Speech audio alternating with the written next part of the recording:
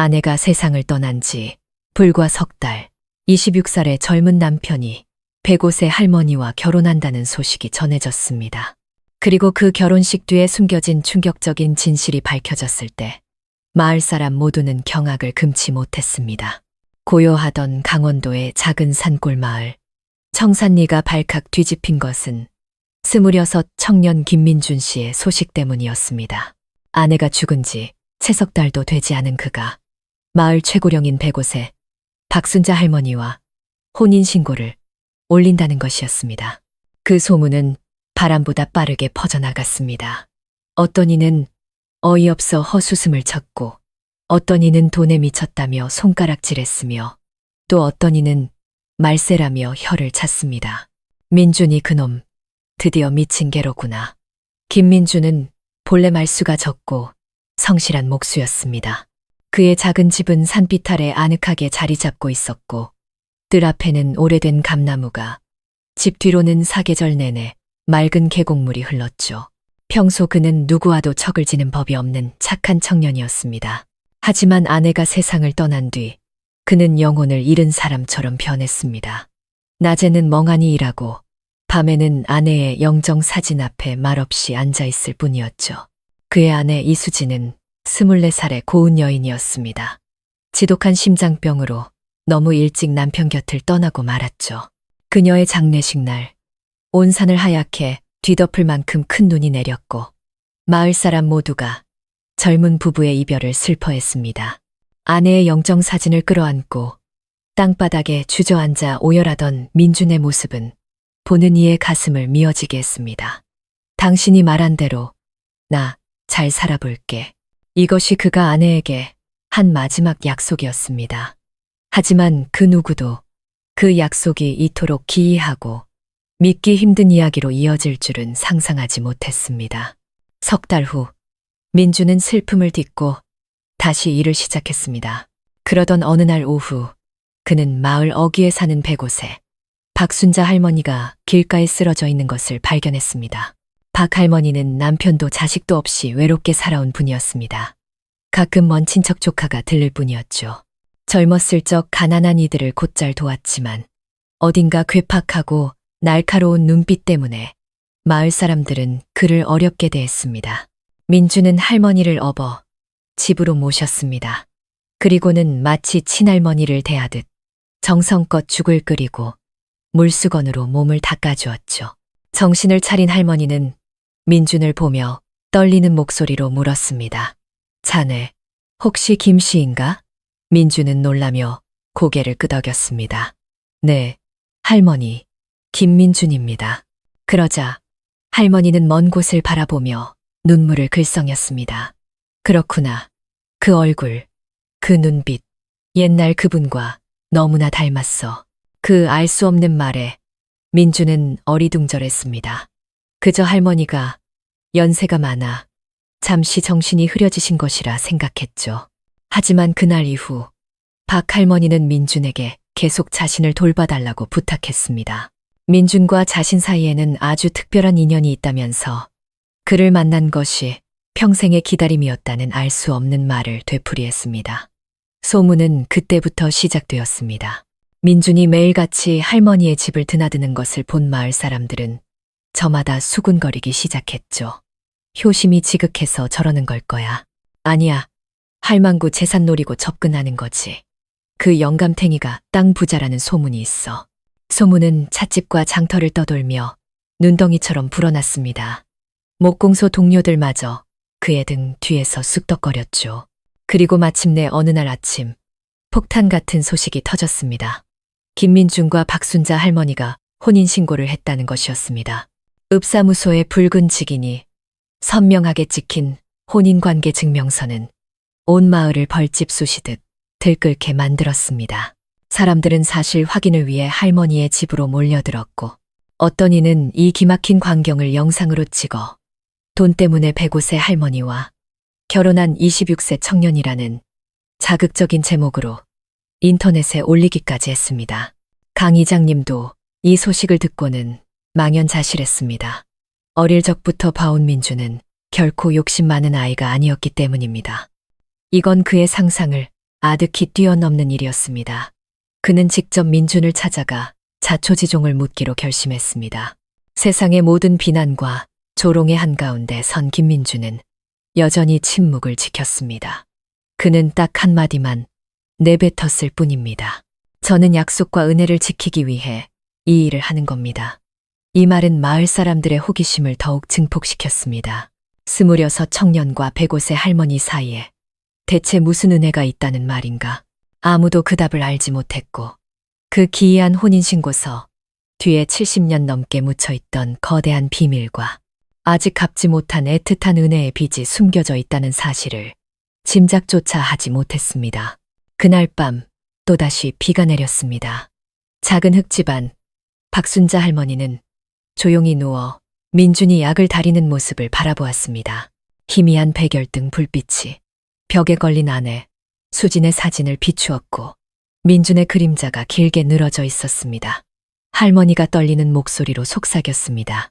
자네는 지금 이해 못할 걸세. 하지만 나중에 모든 것이 밝혀지면 알게 될 게야. 이 세상에 의미 없는 결혼이란 없다는 것을. 바깥에는 빗소리가 가득했고 마을에는 차가운 소문이 겨울바람처럼 퍼져나갔습니다. 이것은 훗날 청산리 사람들이 두고두고 이야기하게 될 한 기묘한 결혼식의 서막이었습니다. 사랑은 없었지만 그 어떤 사랑보다도 깊고 애틋한 은혜가 담긴 세상에서 가장 슬프고도 아름다운 약속에 대한 이야기 말입니다. 105세 할머니와 결혼한 젊은 남편이라는 소문이 퍼지기 석 달 전, 김민준의 작은 집에는 매일 밤 따스한 불빛이 새어나왔습니다. 그곳엔 아내 이수진의 맑은 웃음소리가 있었습니다.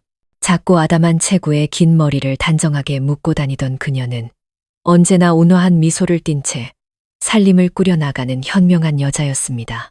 결혼한 지 3년, 살림은 넉넉지 않았지만 행복했습니다.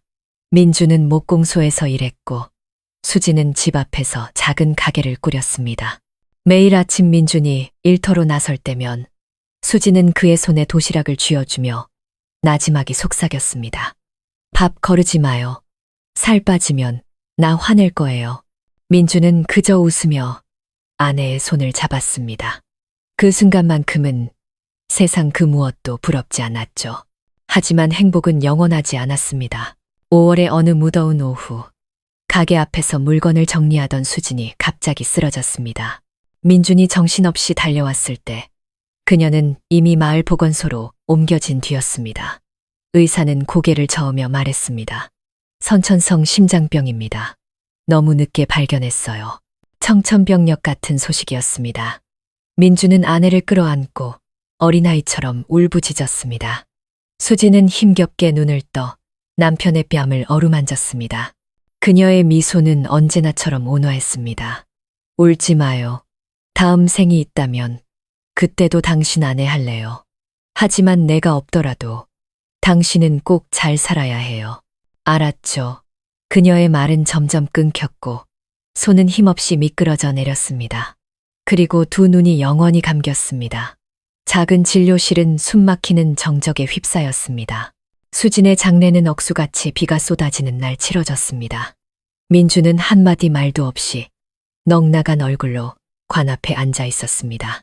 사람들은 모두 돌아간 뒤에도 그가 한참이나 아내의 영정사진을 보며 속삭였다고 전합니다. 당신 말대로 잘 살아볼게. 하지만 당신 없이 잘 사는 게 무슨 의미가 있을까? 그 후 집은 텅 비어버렸습니다. 아내의 제사상에는 향불이 꺼질 날이 없었고 밥상에는 늘 식은 밥 한 공기와 수저 한 벌만 놓였습니다. 민주는 먹지도 자지도 못한 채 보름 만에 뼈만 앙상하게 남았습니다. 이웃들은 그를 위로하며 일이라도 다시 시작하라고 권했지만 그는 고개만 저을 뿐이었습니다. 마을의 강 이장님이 아들처럼 여기던 민준을 찾아왔습니다. 민준아, 인생 살다 보면 힘든 일 누구나 겪는 법이다. 하지만 살아있는 사람은 희망을 가져야지. 자네가 이렇게 무너지면 하늘에 있는 수진이가 얼마나 마음 아파하겠나. 민주는 한참을 침묵하다 간신히 입을 열었습니다. 알아요, 이장님. 하지만 집에 돌아와도 아내가 없다는 걸 깨달을 때마다 심장이 텅 비어버리는 것 같아요. 그날 밤 아내의 유품을 정리하던 민주는 작은 편지 한 통을 발견했습니다. 수진의 필체였습니다. 내가 없더라도 마음 닫지 말아요. 씩씩하게 살아가줘요. 그리고 혹시 누군가 당신의 도움이 필요한 사람이 있다면 당신이 나를 도와줬던 것처럼 그들을 도와주세요. 그 글씨에 민주는 다시 한번 오열했습니다. 그는 편지를 가슴에 품고 아내의 목소리를 듣는 듯 했습니다. 그날 이후 민주는 매일 밤 아내의 영정 앞에 향을 피우고 말을 걸었습니다. 목수일도 다시 시작했지만 그의 눈에는 이전과 같은 총기가 없었습니다. 그렇게 석 달이 흘러 슬픔이 채 가시기도 전에 운명은 다시 그의 문을 두드렸습니다. 어느 흐린 날 오후 민주는 배달을 가던 중 길가에 쓰러진 노인을 발견했습니다. 바로 백옷의 박순자 할머니였습니다. 마을 사람들은 그녀를 괴팍한 백세 할머니라 불렀죠. 민주는 망설임 없이 할머니를 업고 집으로 향했습니다. 몸을 닦고 죽을 끓이고 차가운 방에 불을 지폈습니다. 정신을 차린 할머니가 물었습니다. 젊은이는 누구요? 이 마을에 사는 김민준입니다. 할머니는 그의 얼굴을 한참이나 들여다보더니 떨리는 목소리로 다시 물었습니다. 김민준, 성이 김씨라고. 어째서 그 사람과 이리도 닮았는가? 민주는 할머니가 노안으로 잠시 착각하시는 것이라 여겼습니다. 하지만 바로 그 순간 젊은 청년과 백세가 넘은 노파 사이에 기묘한 운명의 끈이 이어지기 시작했습니다. 온 마을을 충격에 빠뜨릴 거대한 사건의 서막이 오른 것입니다. 그리고 민준을 포함한 그 누구도 알지 못했습니다. 아내 수진의 죽음이 실은 거대하고 비밀스러운 은혜 갚기 여정의 시작이었다는 것을. 그날 오후 하늘엔 먹구름이 가득했고 차가운 바람이 불어왔습니다. 읍내 장터에 주문받은 가구를 배달하고 돌아오던 김민주는 저 멀리 논두렁 옆에 쓰러져 있는 사람의 형체를 발견했습니다. 가까이 다가가 보니 마을의 박순자 할머니였습니다. 오래로 백옷에 허리는 굽고 머리는 하얗게 새었지만 그 눈빛만은 기이할 정도로 총명한 분이었죠. 민준이 할머니를 부축하자 그녀는 가쁜 숨을 몰아쉬며 말했습니다. 소금을 좀 사서 돌아오는 길인데 갑자기 눈앞이 캄캄해져서. 민주는 배낭에서 물병을 꺼내 할머니께 건넸습니다. 할머니, 이렇게 추운 날 혼자 다니시면 위험해요. 제가 모셔다 드릴게요. 할머니는 민준을 보았습니다. 흐릿하던 그녀의 눈동자가 순간 기이하게 빛났습니다. 마치 아주 오래전 기억 속에 누군가를 찾아낸 듯한 눈빛이었습니다. 그녀는 민준의 손을 꽉 잡으며 떨리는 목소리로 물었습니다. 자네, 성이 김씨 맞지? 네, 맞아요. 김민준입니다. 할머니는 순간 숨을 멈추더니 눈물을 흘리며 속삭였습니다. 세상에, 드디어 만났구나. 나는 이성 씨의 대가 끊어진 줄로만 알았는데. 그 말에 민주는 당황했습니다. 그게 무슨 말씀이시냐고 되물었지만 할머니는 그저 아득한 눈빛으로 웃을 뿐 더는 말을 잇지 않았습니다. 민주는 할머니를 자전거 뒤에 태워 마을 끝에 있는 낡은 흙집으로 향했습니다. 할머니의 집은 지붕엔 이끼가 끼고 흙벽은 군데군데 허물어져 있었습니다. 방 안에는 낡은 살림살이 몇 개가 전부였죠. 민주는 아궁이에 불을 지펴 죽을 끓였습니다. 죽이 끓는 동안 방 안을 둘러보던 그의 눈에 벽 한쪽에 걸린 낡고 빛바랜 흑백 사진 한 장이 들어왔습니다. 한복을 입은 근엄한 표정의 남자 사진 밑에는 김씨 가문 1950년 이라는 글씨가 적혀 있었습니다.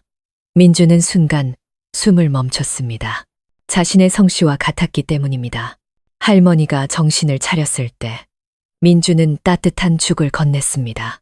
할머니는 그를 한참이나 바라보더니 나지막이 말했습니다. 내가 왜 이 나이까지 살아있는지 아는가? 민주는 고개를 저었습니다. 아직 갚지 못한 빚과 지키지 못한 약속이 있기 때문일세. 그날 이후 민주는 매일 저녁 할머니 댁에 들렀습니다. 마당을 쓸고 장작을 패고 허술한 지붕을 고쳤습니다. 할머니, 저를 아들처럼 생각하세요. 저도 혼자 있으니 적적했는데 이렇게 일이라도 하니 시름이 좀 미치네요. 박 할머니는 쓸쓸하게 웃었습니다. 자네는 복을 받을 걸세. 아내는 일찍 보냈지만 마음이 비단결 같으니 하늘이 결코 자네를 버리지 않을 게야. 민준이 할머니 댁을 드나든다는 소문이 온 마을에 퍼졌습니다.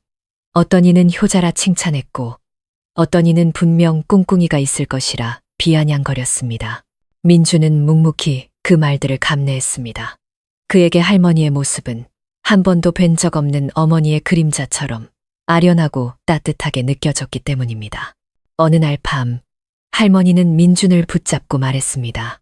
민준아, 만약 내가 이 세상을 떠나면 약속 하나만 해주겠는가? 할머니, 그런 무서운 말씀 마세요. 정정하신대요. 하지만 제 능력 안의 일이라면 꼭 해드릴게요. 할머니는 고개를 끄덕이며 민준의 손 위에 자신의 주름진 손을 포겠습니다.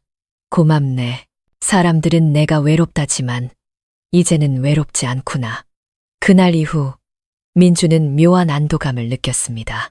아내가 떠난 후 처음으로 삶의 의미를 조금이나마 되찾은 기분이었습니다. 하지만 그들의 기묘한 관계는 곧 엄청난 여론의 폭풍을 몰고 오게 됩니다. 2주 후 김민준과 박순자 할머니가 결혼한다는 소문이 온 마을을 휩쓸었습니다. 사람들은 미친 짓이라며 비웃었고 돈에 눈이 멀었다고 분노했습니다. 그 누구도 이 황당한 청혼을 먼저 한 사람이 바로 박순자 할머니였다는 사실과 그 뒤에 그녀가 평생을 걸고 지켜온 거대한 비밀이 숨겨져 있다는 것을 알지 못했습니다. 김민준이 박순자 할머니의 집을 드나들기 시작한 지 일주일도 채 되지 않아 소문은 들불처럼 번져나갔습니다. 처음에는 아침 장터에서 몇몇 안악들의 수군거림으로 시작됐지만 점심때가 되자 온 청산리 마을을 떠들썩하게 만드는 이야기가 되었습니다. 들었어? 민준이 그놈 박할망구랑 결혼한대. 세상에, 걔는 26이고 할머니는 100살이 넘었는데 어떻게 결혼을 해? 결혼은 무슨 땅이랑 집 물려받으려고 그러는 거지. 박할망구가 숨겨놓은 재산이 어마어마하다잖아. 사람들은 저마다 이야기를 부풀리고 자극적인 추측을 덧붙였습니다. 민주는 목공소에서 묵묵히 일하며 사람들을 피했습니다. 장의 물건을 사러 나갈 때면 등 뒤에서 쏟아지는 비난을 들어야 했습니다. 가엾은 수진이 죽은 지 얼마나 됐다고 남편이란 놈이 저러나 돈 욕심 부리다가는 천벌 받을 거야. 그는 주먹을 꽉 쥐었지만 아무 대꾸도 하지 않았습니다. 해명할수록 사람들의 좋은 이야깃거리만 될 뿐이라는 것을 알았기 때문입니다. 하지만 밤이 되어 아내의 영정 앞에 앉으면 가슴이 저며왔습니다. 그는 나지막이 속삭였습니다. 수진아, 나 당신 배신하는 거 아니야. 사람들이 생각하는 그런 게 아니라고. 강 이장님도 소문을 듣고는 혼란스러웠습니다. 그는 직접 사실을 확인하기 위해 할머니의 집을 찾았습니다. 그가 도착했을 때 민주는 낡은 찬장을 수리하고 있었고 할머니는 평온한 얼굴로 침상에 앉아 있었습니다. 민준아, 이장님이 입을 열었습니다. 마을이 온통 자네 얘기로 시끄럽네. 박 할머니랑 결혼한다는 게 사실인가?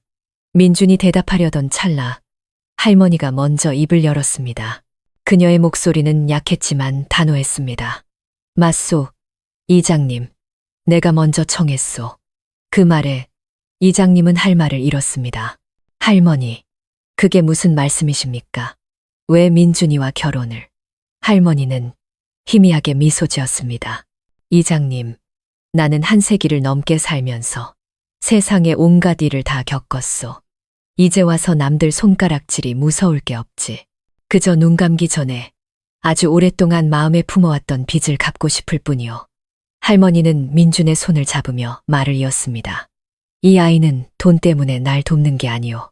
친가족처럼 날 돌봐주었지. 나도 이 아이를 가족으로 여길 뿐이고 내가 떠난 뒤에 아무도 내 것을 탐하지 못하도록 법적으로 그걸 확실히 해두고 싶은 것뿐이요. 강 이장님은 오랫동안 침묵했습니다. 그는 할머니가 결코 노망난 것이 아니란 걸 알았습니다. 하지만 이 결혼이 알려지면 마을이 발칵 뒤집힐 것이 분명했습니다. 그는 민준을 보며 조용하지만 단호하게 물었습니다. 민준이, 자네는 할머니의 뜻을 정말 다 이해한 건가? 일단 혼인신고서에 도장을 찍고 나면 세상의 비난을 평생 짊어지고 살아야 할지도 몰라. 민준은 고개를 들었습니다. 그의 눈빛은 차분했습니다. 알고 있습니다. 하지만 할머니는 제 은인입니다. 이렇게 하는 것이 할머니의 마음을 편하게 해드리는 길이라면 저는 어떤 비난도 감수하겠습니다. 이장님은 깊은 한숨을 내쉬었습니다.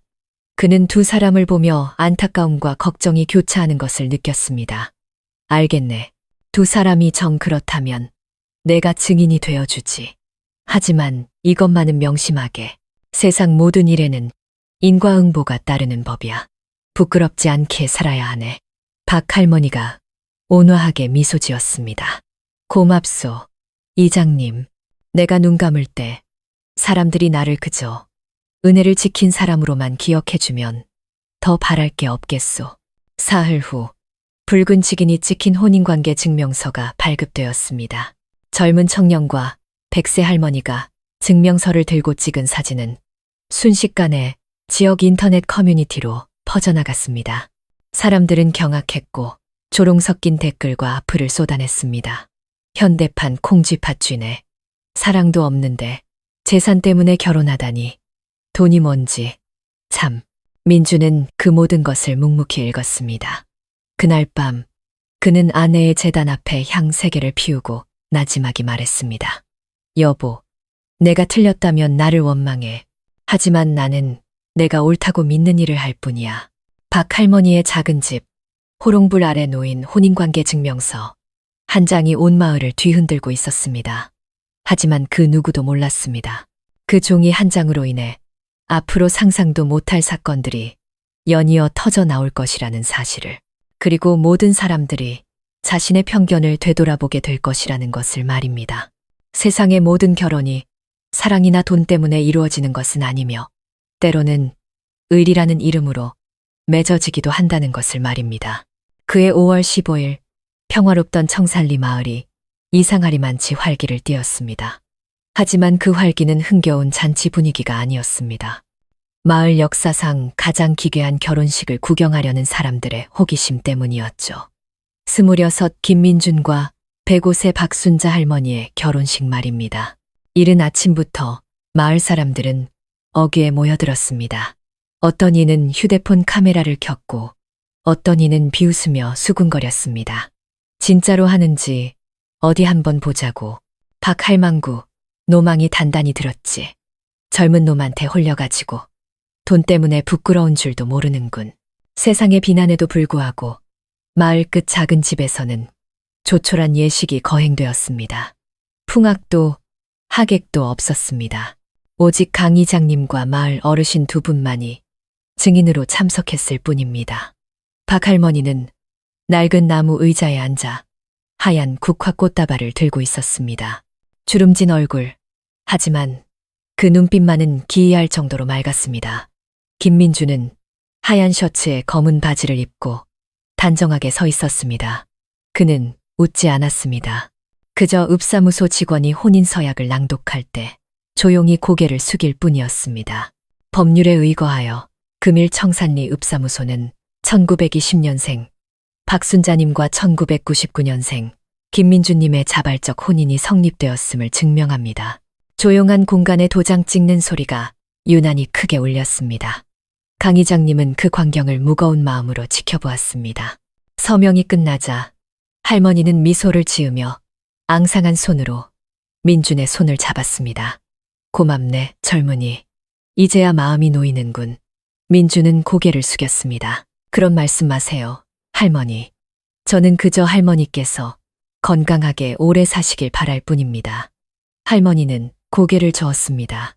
100년 넘게 산 사람이 뭘 더 바라겠나. 그저 마음 편히 가는 것뿐이지. 바깥 날씨는 흐렸고 바람이 대나무 숲을 스치며 우는 듯한 소리를 냈습니다. 웃음도 축복도 없는 결혼식. 오직 침묵과 멀리서 훔쳐보는 의심의 눈초리만이 가득했습니다. 호기심 많은 젊은이 몇몇은 대문 밖에서 사진을 찍으며 낄낄거렸습니다. 천년 묵은 커플이네. 이거 대박이다. 그들은 몰랐습니다.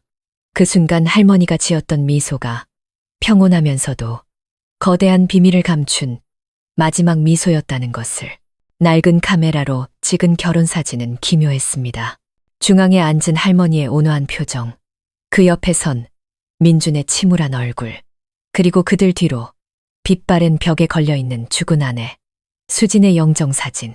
산자와 죽은 자가 한 프레임 안에 뒤섞인 듯한 그 사진은 보는 이의 등골을 서늘하게 만들었습니다. 그날 오후 민준이 할머니를 모시고 집으로 돌아올 때 마을 사람들은 길량 옆에 늘어서서 구경했습니다. 한 상인이 대놓고 쏘아붙였습니다. 세상 참 거꾸로 돌아가네. 젊은 마누라 죽자마자 늙은 할망구를 얻다니. 민주는 가슴이 아팠지만 침묵했습니다. 할머니는 창밖을 보며 나지막이 읊조렸습니다.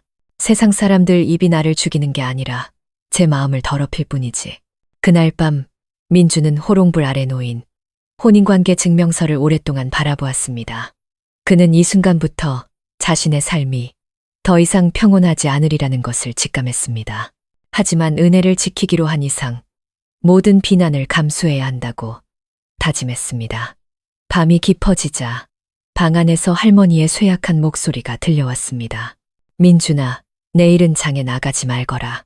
사람들이 널 보고 험한 말을 할 게다. 그저 묵묵히 내 할 일을 하다 보면 언젠가 진실이 스스로 모습을 드러낼 게야. 저는 괜찮아요. 할머니. 사람들이 할머니의 명예를 더럽힐까봐 그게 걱정입니다. 할머니가 작게 웃었습니다. 명예란 사람들의 입에 있는 게 아니라 제 마음에 있는 법이란다. 그걸 기억하렴. 기름 등잔이 흔들리며 늙은 노파와 젊은 청년의 그림자를 비췄습니다. 한 세기에 가까운 나이 차를 뛰어넘는 기묘한 유대가 형성되고 있었습니다. 하지만 집 밖에서는 여론의 폭풍이 거세게 몰아치기 시작했습니다. 다음 날 아침 지역 인터넷은 79세 차이 부부의 결혼식 사진과 수백 개의 악플로 도배되었습니다. 그리고 그 폭풍 속에서 어두운 손길이 조용히 움직이기 시작했습니다. 박순자 할머니의 먼 친척 조카가 자신의 몫을 챙기기 위해 행동에 나선 것입니다. 100세 할머니와의 결혼식이 온 마을을 뒤흔든 그날 이후 김민준의 삶은 송두리째 바뀌었습니다. 성실한 목수였던 그는 하루아침에 온갖 의심과 비난의 대상이 되었습니다. 어딜 가나 등 뒤에서 수근거리는 소리가 들려왔습니다. 저것 봐. 젊은 놈이 할망구랑 결혼하다니. 필시 저 집 땅 때문일 거야. 요즘 것들은 부끄러운 줄도 몰라. 돈에 눈이 멀어서. 그 말들은 비수처럼 날아와 그의 자존심에 밝혔지만 민주는 아무런 반응도 보이지 않았습니다. 그는 그저 묵묵히 일하고 조용히 집으로 돌아왔습니다. 때때로 그는 죽은 아내 수진의 영정 앞에 서서 향을 피우며 속삭였습니다. 여보, 사람들이 나를 어떻게 말하든 상관없어. 내 마음에 부끄럽지 않으면 그걸로 됐어. 마을 끝 작은 집에서 박순자 할머니의 건강은 날로 쇠약해졌지만 정신만은 이상할 정도로 또렷했습니다. 할머니는 민준에게 옛날 이야기를 들려주었습니다. 한국전쟁 시절의 이야기, 모든 것을 잃었던 시절의 이야기, 그리고 어느 날 자신을 구해준 뒤 홀연히 사라진 한 김씨성을 가진 남자에 대한 이야기였습니다. 알고 있는가? 내가 이토록 오래 산 것은 삶에 미련이 있어서가 아니라 하느님을 다시 찾기 위함이었네. 할머니는 숨결처럼 작은 목소리로 말했습니다. 민주는 미소 지었습니다. 할머니, 걱정 마세요. 어쩌면 제가 그 실마리를 찾아드릴 수 있을지도 모르잖아요. 할머니는 고개를 끄덕였습니다. 하지만 그 눈빛 속에는 민준이 결코 상상하지 못할 진실을 이미 알고 있는 듯한 깊은 그늘이 드리워져 있었습니다. 민준은 낮에는 목공소에서 일하고 밤에는 할머니를 위해 죽을 끓이고 빨래를 했습니다. 이웃들은 젊은 남편이 늙은 아내를 수발드는 모습을 보며 혀를 찼습니다. 하지만 그 누구도 그 집안의 육체적 사랑 대신 의리와 은혜가 자리 잡고 있다는 사실을 알지 못했습니다. 어느 날 저녁, 일을 마치고 돌아온 민주는 집 문이 반쯤 열려 있는 것을 발견했습니다. 방 안으로 들어선 그는 할머니의 먼 친척 조카인 최미영이 낡은 장롱을 뒤지고 있는 것을 보고는 쏘스라치게 놀랐습니다. 아주머니, 지금 뭐 하시는 겁니까? 미영은 화들짝 놀라며 더듬거렸습니다. 아, 아니, 그냥 할머니 뵈러 왔다가 문이 열려 있길래 물건 정리 좀 해드리려고. 민주는 흐트러진 서랍과 바닥에 떨어진 종이 몇 장을 보았습니다. 그는 종이를 주워들었습니다. 그것은 낡은 유언장이었습니다. 할머니의 떨리는 필체로 이렇게 쓰여 있었습니다. 나의 모든 재산은 김씨성을 가진 이에게 남긴다. 이는 오래전 은혜의 빚을 갚기 위함이다. 미영은 민준의 손에서 유언장을 낚아채듯 빼앗으며 거짓 웃음을 지었습니다. 어머, 이건 그냥 옛날 종이에요. 할머니가 노망나서 아무렇게나 쓰신 거지. 민주는 아무 말 없이 유언장을 곱게 접어 탁자 위에 올려두었습니다. 그 순간 그는 미영의 눈빛에서 이전과는 다른 차갑고 계산적인 탐욕을 읽었습니다. 그날 밤 민주는 툇마루에 앉아 희미한 달빛을 바라보았습니다. 방 안에서 할머니의 기침 소리가 희미하게 들려왔습니다. 그는 방으로 들어가 할머니의 이불을 덮어주었습니다. 할머니는 그의 손을 잡으며 떨리는 목소리로 말했습니다. 그들이 움직이기 시작했구나. 조심하거라. 재물에 눈이 먼 사람은 못할 짓이 없단다. 누구를 말씀하시는 거예요? 할머니는 그저 웃을 뿐 대답하지 않았습니다. 그날 이후 최미영은 할머니를 돌본다는 핑계로 집을 더 자주 드나들었습니다. 그녀의 목적이 간병이 아니라 집안을 샅샅이 뒤지는 것임을 눈치 빠른 사람들은 금방 알아챘습니다. 마을 사람들은 또다시 수군거렸습니다. 저 여자도 재산 한 몫 챙기려는 거지. 저 집도 결국 재산 싸움으로 끝장나겠구먼. 세상의 평가는 날로 악독해졌지만 민주는 묵묵히 제 할 일을 했습니다. 사람들이 결혼 이야기를 꺼낼 때면 그는 그저 희미하게 웃으며 말했습니다. 다른 사람들은 껍데기만 볼 뿐이죠. 그 안의 속사정은 당사자들만 아는 겁니다. 비 내리는 밤이면 민주는 죽은 아내 수진을 떠올리며 잠 못 이루었습니다. 때때로 방 안에서 잠든 할머니가 잠꼬대처럼 김서방, 김서방 하고 부르는 소리에 그는 소스라치게 놀라곤 했습니다. 어째서 할머니가 자신을 그토록 다정하게 부르는지 이해할 수 없었습니다. 박 할머니는 하루가 다르게 쇠약해졌고 최미영은 집안의 서류를 찾는데 혈안이 되었습니다. 그녀는 집과 땅, 그리고 사람들이 수군거리는 할머니의 비밀 예금 통장까지 모두 차지하고 싶었습니다. 하지만 그녀는 몰랐습니다. 박 할머니가 이미 모든 계획을 세워두었다는 것을. 그리고 김민준이 그 마지막 약속을 이행할 유일한 사람으로 선택되었다는 것을 말입니다. 마을 어귀 찻집에서 노인들이 이야기했습니다. 내가 보기에 민준이 그놈은 착해. 욕심 없는 놈이야. 박할망구가 괜히 그랬겠어? 다 깊은 뜻이 있는 게지. 하지만 이런 선한 목소리들은 악의적인 여론의 파도 속에서 너무나 미약했습니다. 그리고 그 파도의 정점에서 최미영은 마침내 진짜 행동을 개시했습니다. 청산리 마을 누구도 상상하지 못했던 끔찍한 비극의 서막이었습니다. 결혼식 며칠 후 집안의 분위기는 가라앉았지만 그 평온함은 폭풍전의 고요함과 같았습니다.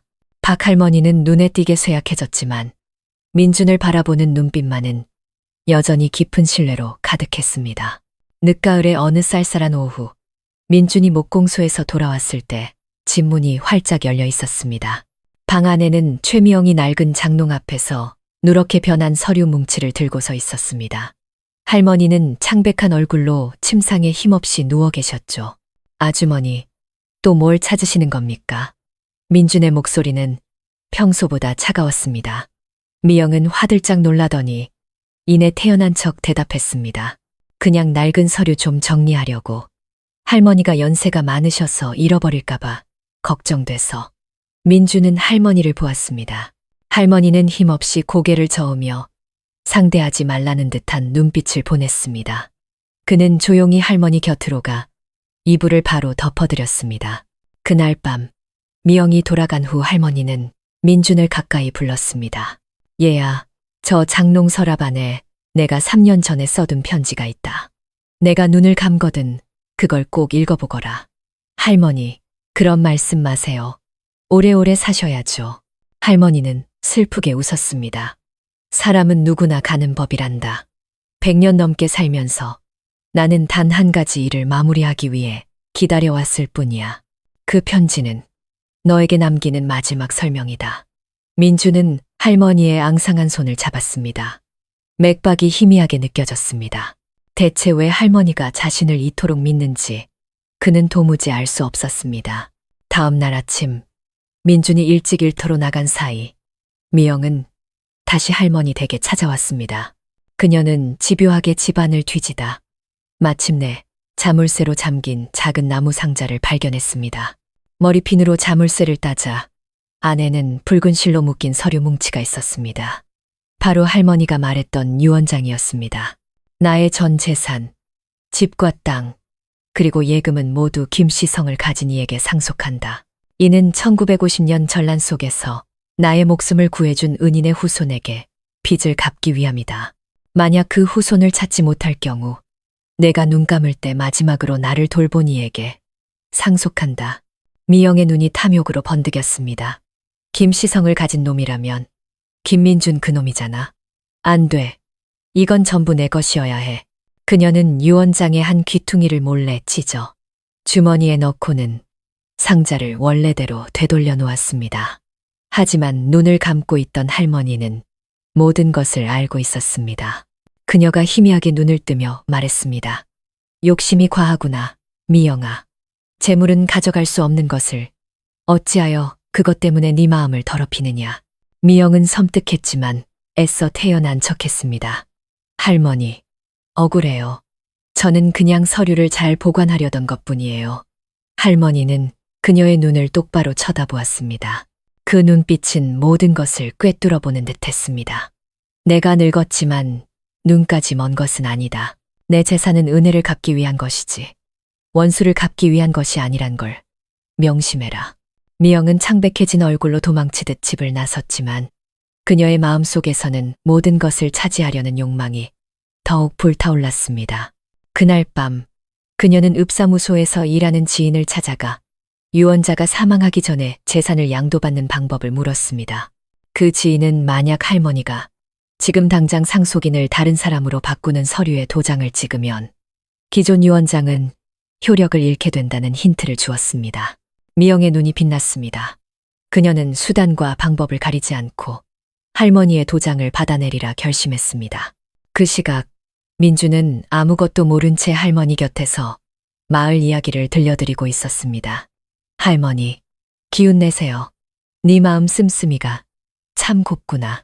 언젠가 네가 모든 것을 이해하게 될 날이 올 게다. 내가 왜 너를 선택했는지를. 그 말은 민준을 더욱 혼란스럽게 만들었습니다.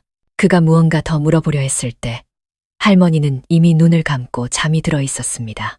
밤바람이 낡은 기와 틈새로 울부짖듯 불어왔습니다. 멀리서 달빛이 비쳐들어와 장롱 속 유언장을 희미하게 비추었습니다. 세 사람의 운명을 쥔 그 종이 한 장은 곧 터져나올 비극의 불씨가 되고 있었습니다. 그날 밤 하늘에 구멍이라도 뚫린 듯 비가 쏟아졌습니다. 낡은 흙집 안, 흔들리는 호롱불, 그림자 아래 누운 박순자 할머니는 허공을 응시하고 있었습니다. 마치 70년 넘게 가슴 속에 묻어두었던 아득한 기억 속으로 걸어 들어가는 듯 했습니다. 민준이 조용히 물었습니다. 할머니, 무슨 걱정 있으세요? 며칠째 잠을 못 이루시네요. 할머니는 민준을 향해 고개를 돌렸습니다. 민준아, 평생을 숨겨온 이야기가 있단다. 이제는 눈 감기 전에 털어놓아야 마음이 편할 것 같구나. 민준은 숨을 죽이고 할머니의 이야기에 귀를 기울였습니다. 창밖에서는 빗소리와 바람소리가 할머니의 떨리는 목소리와 뒤섞여 흐느끼는 듯 했습니다. 할머니의 이야기는 1950년 한국전쟁이 이 마을까지 번졌던 그 시절에서 시작되었습니다. 그때 내 나이 16이었지. 나는 이 마을에서 가장 부유하고 인심 좋았던 김씨 지주댁에서 일하는 아이였단다. 주인 어르신 부부는 마음씨가 고와 가난한 소작인들을 곧잘 도왔는데 그것 때문에 인민군의 표적이 되고 말았지. 어느 날 밤, 온 마을이 총성과 불길에 휩싸였어. 나는 김씨 일가가 무참히 살해당하는 것을 내 눈으로 똑똑히 보았다. 주인 어르신 부부는 총에 맞았고 두 살배기 아들은 불길 속에서 사라졌지. 내가 그 아이라도 구하려고 필사적으로 뛰어들었지만 결국 아이를 품에 안고 잿더미 속에서 뛰쳐나오는 것이 전부였어. 할머니는 거친 기침을 쏟아냈습니다. 민준이 급히 물을 떠다 드리자 할머니는 다시 말을 이었습니다. 나는 밤새 산을 넘고 물을 건너 그 아이를 작은 절에 숨겨두었단다. 하지만 다음날 아침에 돌아와 보니 아이가 없었어. 피난민 행렬이 우는 아이를 보고는 데려갔다는구나. 그 후로 평생을 찾아 헤맸지만 단 한 번도 다시 만나지 못했지. 그때 나는 맹세했단다. 언젠가 김씨 가문의 후손을 만나면 이 은혜를 반드시 갚겠다고. 민주는 심장이 세차게 뛰는 것을 느꼈습니다. 김씨 가문의 후손이라니요. 할머니는 고개를 끄덕였습니다. 그래. 그분들은 굶어 죽어가던 나에게 밥을 주고 잠자리를 주고 글을 가르쳐 주셨다. 가족처럼 나를 아껴주셨지. 그분들이 아니었다면 나는 오늘의 이 모습으로 살아있지 못했을 게다. 민주는 마른 침을 삼켰습니다. 그는 자신의 이름, 김민준을 떠올렸습니다. 하지만 그를 더 놀라게 한 것은 할머니가 들려준 김씨 가문의 이야기가 어릴 적 어머니께 들었던 자신의 집안 내력과 기묘할 정도로 일치한다는 점이었습니다. 우리 집안은 원래 강원도 양반 가문이었는데 전쟁통에 조상님들이 뿔뿔이 흩어졌단다.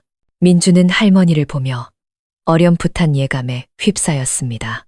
자신과 할머니를 잇는 보이지 않는 끈이 단순한 연민이 아니라 아직 끝나지 않은 약속과 핏줄의 인연일지도 모른다는 예감이었습니다. 최근 몇 년 사이 김씨 가문의 후손이 이 근방에 살아있다는 소문을 듣고 수소문했지만 아무도 나를 알아보지 못했어. 그러다 너를 만난 게지. 너의 얼굴, 그 눈빛, 옛날 주인 어르신과 똑 닮았더구나. 나는 하늘이 내게 은혜를 갚을 마지막 기회를 주셨다고 생각했다. 민주는 망연자실했습니다. 흩어져 있던 기억의 조각들이 하나로 맞춰지는 기분이었습니다. 할머니가 자신을 그토록 아끼고 믿었던 이유, 그 모든 것이 우연이 아니었습니다. 그가 떨리는 목소리로 물었습니다. 그럼 결혼은 왜? 할머니는 희미하게 미소 지었습니다. 그래, 나는 늙고 자식도 없지. 내가 죽고 나면 내 재산을 다른 이들이 탐낼까 두려웠다. 너에게 모든 것을 합법적으로 물려주는 것. 그것이 내가 눈 감기 전에 마음을 놓을 수 있는 유일한 방법이었다. 주름진 뺨 위로 눈물 한 줄기가 흘러내렸습니다. 사람들이 비웃는다는 거 안다. 하지만 인과응보를 누가 알겠느냐. 그들은 그저 나이 차이만 볼 뿐 내가 평생의 빚을 갚으려는 것인 줄은 꿈에도 모르지. 민주는 할머니의 손을 꽉 잡았습니다. 할머니, 저는 재산 같은 거 필요 없어요. 그저 할머니께서 건강하게 오래 사시면 돼요. 할머니는 고개를 저었습니다. 아니다. 받아야 한다. 이것은 은혜의 빚이니까. 욕심 부리는 자는 하늘이 알아서 벌할 게다. 바깥의 비는 그치고 구름 사이로 달빛이 새어나왔습니다. 작은 흙집 안, 호롱불이 70년의 세월을 뛰어넘어 마주한 두 세대의 모습을 비추고 있었습니다. 민주는 오랫동안 아무 말도 하지 못했습니다. 이 진실이 세상에 알려지면 모든 것이 걷잡을 수 없이 복잡해질 것이라는 두려움이 밀려왔습니다. 그는 몰랐습니다. 바로 그 순간 집 밖 창문 뒤에서 최미영이 모든 대화를 엿듣고 있었다는 것을. 그녀의 얼굴은 차갑게 굳어 있었고 두 눈은 극도의 탐욕으로 불타고 있었습니다. 이게 사실이라면 김민준 그놈에게 모든 게 넘어가기 전에 더 빨리 움직여야 해. 운명적인 그 밤 이후 김민준이 몰락한 김씨 가문의 후손이라는 소문과 비밀 유언장에 대한 이야기가 마을에 퍼지기 시작했습니다. 소문의 진원지는 다름 아닌 최미영이었습니다. 아침 장터에서부터 사람들은 수군거렸습니다. 들었어? 박 할망구가 전 재산을 민준이한테 준다는데? 그놈이 옛날 그 김씨 지주 후손이라나 뭐라나. 세상에 100살 넘은 노인이 저렇게 사기를 당하다니. 미영이 그 여자는 속이 시커멓게 타겠구먼. 소문은 꼬리에 꼬리를 물고 퍼져나갔습니다. 어떤 이는 민준이 가짜 후손 행세를 한다고 했고, 어떤 이는 박 할머니가 노망이 들어 젊은 놈에게 홀렸다고 했습니다. 모든 소문의 칼날은 민준을 향했습니다. 최미영은 슬픈 척, 걱정하는 척하며 소문에 불을 지폈습니다. 저희 할머니가 연세가 많으셔서 혹시 민준 씨가 나쁜 마음을 먹고 속인 건 아닐까 걱정이에요. 그녀의 위선적인 몇 마디에 마을 여론은 들끓었습니다. 사람들은 할머니 집 앞으로 몰려가 수군거렸고, 어떤 이는 105세 할머니 재산 노린 손잡벌 사기꾼 진실은 이라는 제목으로 영상을 찍어 올렸습니다. 민준은 어딜 가나 사람들의 손가락질을 받아야 했습니다. 하루는 쌀을 사러 갔다가 한 중년 남자가 대놓고 비아냥거렸습니다. 어이구, 곧 큰 부자 되실 양반이 쌀은 못하러 사시나. 민준은 얼굴이 붉어졌지만 묵묵히 주먹을 쥘 뿐이었습니다. 침묵이 할머니의 명예를 지키는 유일한 길이라 믿었기 때문입니다. 하지만 경찰이 찾아왔을 때 그는 일이 이미 걷잡을 수 없이 커졌다는 것을 깨달았습니다. 어느 날 오후 강 이장님과 경찰 2명이 집으로 찾아왔습니다. 민준아, 자네가 박 할머니를 협박해서 재산을 빼앗으려 한다는 익명의 고발이 들어왔네. 사실 확인을 해야겠어. 침상에 누워있던 할머니가 힘겹게 몸을 일으켰습니다. 아무도 나를 협박하지 않았소. 내가 원해서 하는 일이오. 민준이는 내가 믿는 사람이오. 이장님은 한숨을 쉬었습니다. 할머니, 저희도 알지만 여론이 너무 안 좋습니다. 민준아, 사람들은 자네가 돈 때문에 결혼했다고 하네. 할 말이 없는가? 민준은 차분한 눈으로 그를 바라보았습니다. 제가 무슨 말을 한들 믿으시겠습니까? 할머니와 저의 마음을 아는 분이라면 험한 말을 하지 않을 것이고, 믿지 않으려는 분들께는 무슨 말을 해도 소용이 없겠지요. 그날 밤 할머니는 민준을 불렀습니다. 나는 괜찮다만 네가 걱정이구나. 나 때문에 이런 험한 꼴을 당하는구나. 힘들면 그냥 떠나도 좋다. 민준은 고개를 저었습니다. 그런 말씀 마세요. 저는 할머니께 큰 빚을 졌습니다. 돌아가신 제 아내의 목까지요. 할머니의 눈에 눈물이 고였습니다. 마음을 굳게 먹거라. 세상에서 가장 무서운 것은 진실이 아니라 소문이란다. 한 번 태어난 소문은 사람보다 더 오래 살아남는 법이지. 그때 최미영이 문을 두드리고 들어왔습니다. 그녀는 걱정스러운 표정을 지었지만 눈빛은 계산적이었습니다. 할머니, 혹시나 해서요. 할머니 정신이 온전하다는 건강 확인서에 서명 좀 해주세요. 다른 사람이 할머니 재산을 노리지 못하게 제가 유언장을 다시 정리해 드릴게요. 할머니는 그녀를 차갑게 쏘아보았습니다. 나는 아무데도 서명 안 한다. 내가 쓸 것은 이미 다 써두었으니 나를 더는 괴롭히지 말거라. 미영은 억지 미소를 지으며 민준에게 말했습니다. 오해 마세요, 민준 씨. 저는 그저 할머니가 걱정돼서 민준 씨가 억울한 오해를 받을까봐 그러는 거예요. 제 걱정은 마십시오. 저는 누구의 재산도 탐내지 않습니다. 미영은 침묵했지만 속에서는 불이 타는 듯 했습니다. 그녀는 할머니가 돌아가시면 모든 것이 민준에게 넘어간다는 사실을 받아들일 수 없었습니다. 그날 밤 작은 흙집 안에서 세 사람은 각기 다른 생각으로 잠 못 이루고 있었습니다. 평생의 은혜를 지키려는 늙은 노인, 약속과 순수함을 지키려는 젊은 청년, 그리고 탐욕에 사로잡혀 모든 것을 파괴할 준비가 된 한 여자. 위태로운 평화는 곧 깨질 운명이었습니다. 며칠 후 청산리 마을을 경악하게 할 끔찍한 사건이 터지고 김민준의 이름은 다시 한번 소문의 중심에 서게 될 것입니다.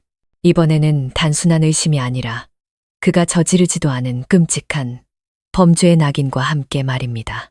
그날 밤 바람 한 점 없이 고요하고 달빛만이 희미했습니다. 김민주는 아내 수진의 영정 앞에 홀로 앉아 있었습니다. 흔들리는 촛불이 두 사람의 결혼 사진 위로 어른거렸습니다. 사진 속 아내의 미소는 여전히 따뜻하고 다정했습니다. 민주는 식은 찻잔을 들었습니다. 할머니의 병세가 깊어지고 유언장을 둘러싼 소문이 거세지면서 그는 지쳐 있었습니다.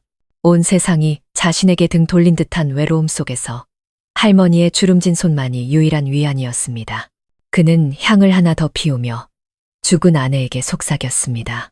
여보, 만약 당신이 어딘가에 있다면 내가 지금 잘못하고 있는 건지 알려줘.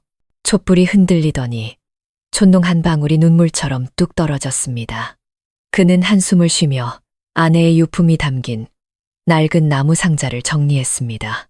아내가 손수 놓은 수건, 작은 일기장, 그리고 미처 다 쓰지 못한 편지들. 상자 맨 아래에서 그는 누렇게 변한 편지 봉투 하나를 발견했습니다. 겉면에는 사랑하는 민준 씨에게 만약 내가 없는 날이 온다면 이라고 쓰여 있었습니다. 그의 손이 떨렸습니다. 낡은 종이 냄새와 함께 아내의 은은한 향기가 퍼져나오자 가슴이 미어졌습니다. 희미한 등불 아래 수진의 부드러운 필체가 드러났습니다. 민준 씨, 만약 당신이 이 편지를 읽는다면 나는 이제 당신 곁에 없겠네요. 미안해요. 당신에게 너무 많은 슬픔을 남겨두고 가서. 하지만 당신에게 꼭 해야 할 이야기가 있어요. 내가 아프기 전에 나를 많이 도와주신 분이 있어요. 바로 박순자 할머니예요.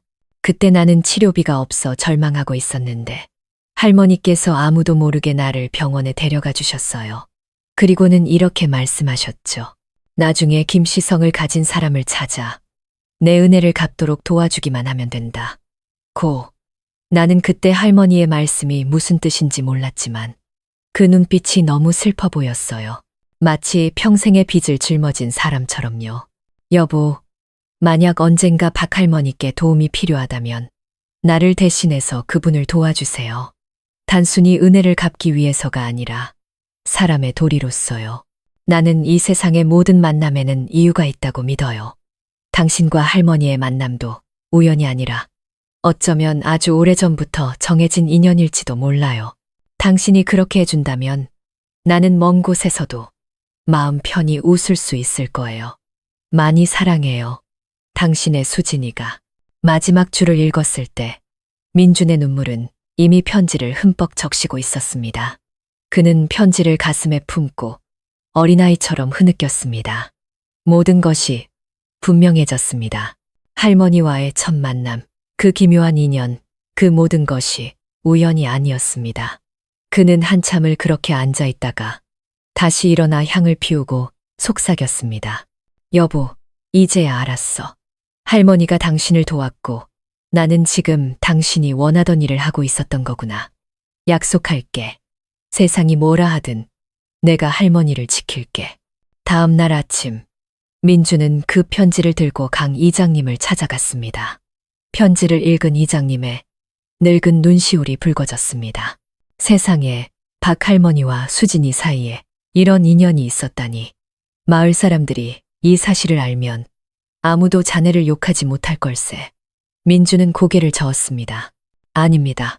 이장님, 믿지 않으려는 사람에게 해명하는 것은 더 큰 오해를 낳을 뿐입니다. 저는 그저 할머니께서 평안하시기만을 바랄 뿐입니다. 하지만 강 이장님은 이 진실이 곧 추악한 소문 속에 묻힐 것을 예감했습니다. 그는 걱정스러운 눈으로 민준을 보며 말했습니다. 최미영 그 여자를 조심하게. 탐욕에 눈이 먼 사람은 옳고 그름을 분간하지 못하는 법이야. 민준은 편지를 품에 안고 할머니 조치로 돌아왔습니다. 그는 할머니의 앙상한 손을 잡고 나지막이 말했습니다. 할머니, 다 알게 됐어요. 할머니께서 제 아내를 도와주셨다는 걸요. 정말 감사합니다. 할머니의 눈가에서 조용히 눈물 한 방울이 흘러내렸습니다. 이제야 알았구나. 착한 사람은 떠나도 남은 이들을 위해 빛을 남기는 법이란다. 민주는 고개를 끄덕였습니다. 하지만 그는 몰랐습니다. 그가 방을 나서는 순간 툇마루 뒤에서 최미영이 모든 대화를 엿듣고 있었다는 것을. 그녀는 입술을 깨물었습니다. 그녀의 눈은 질투로 불타올랐습니다. 편지까지 있었다니. 더 빨리 움직이지 않으면 모든 것을 저놈에게 빼앗기고 말 거야. 그날 밤 바람이 울부짖고 마른 나무잎이 마당을 뒹굴었습니다. 호롱불 아래 죽은 아내의 편지는 산자와 죽은 자를 잇는 끈처럼 민준의 손에 들려 있었습니다. 믿음과 음모가 뒤엉키는 그 집에서 거대한 폭풍이 몰려오고 있었습니다. 그날 밤 최미영은 잠을 이루지 못했습니다. 수진의 편지는 그녀의 마지막 희망마저 꺾어버렸습니다. 그녀가 꿈꿔왔던 모든 것, 집, 땅, 예금, 이 모든 것이 곧 김민준의 것이 될 터였습니다.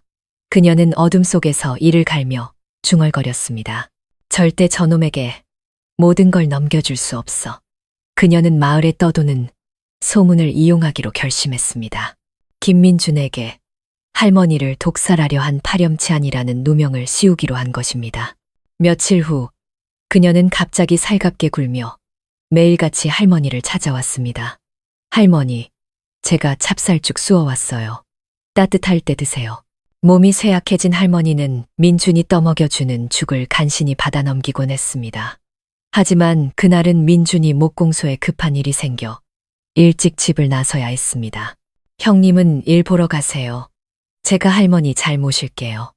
민준은 망설였지만 할머니가 희미하게 고개를 끄덕이는 것을 보고는 집을 나섰습니다. 아무도 몰랐습니다. 미영이 죽을 준비하며 그릇 안에 몰래 정체불명의 액체를 몇 방울 떨어뜨렸다는 것을. 그것은 동물병원에서 얻어온 약으로 사람을 잠시 졸리고 어지럽게 만들 뿐 생명에는 지장이 없다고 들었습니다. 그녀는 차갑게 웃었습니다. 할망구가 쓰러지기만 하면 돼. 나머지는 세상 사람들 입이 알아서 해줄 테니까. 오후에 돌아온 민주는 침상에 쓰러져 있는 할머니를 발견했습니다. 엎질러진 죽그릇 주변에서는 역한 약 냄새가 진동했습니다. 그는 할머니를 업고 미친 듯이 보건소로 뛰었습니다. 하지만 골목 어귀에 다다르기도 전에 마을 사람들이 그를 둘러쌌습니다. 미영이 사람들 한가운데 서서 겁에 질린 척 울부짖었습니다. 세상에, 저놈이 할머니를 독살했어요. 내가 봤어요. 죽에다 이상한 약을 타는 걸.